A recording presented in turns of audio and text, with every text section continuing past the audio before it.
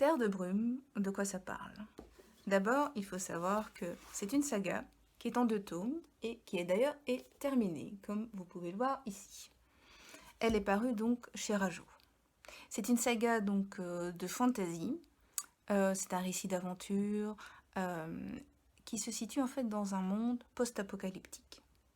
En effet, le monde de Mirror a été dévasté il y a 18 ans par une brume toxique qui a presque tout ravagé sur son passage. Elle n'a laissé que les plus hauts sommets montagneux intacts. Autant vous dire que les rares survivants de cette catastrophe se sont organisés tant bien que mal en créant des plateformes appelées sanctuaires autour de ces pics montagneux. Heureusement pour eux, dans leur arsenal de survie, ils ont une arme, c'est la magie.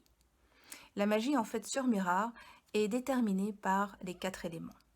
Et nous allons suivre 2 jeunes femmes, Hera et Intisar, qui, à première vue, sont diamétralement opposées en ce qui concerne justement l'usage de la magie. D'un côté, vous avez donc Hera, qui est une prêtresse de l'eau, et de l'autre, Intisar, qui est une sœur de feu. Bien sûr, eau et feu, vous pouvez facilement imaginer que ça ne fait pas bon ménage, et d'ailleurs les 2 communautés ne se fréquentent pas. Jusqu'au jour où ma sœur de feu va détecter une menace qu'elle est seule à pouvoir identifier et qui fonce en fait sur le temple de l'eau. À partir de là, elle va se dire « Je n'ai pas le droit de rester silencieuse, de rester inactive, je vais aller les avertir. » Bien entendu, elle n'a aucune idée dans quoi elle met les pieds.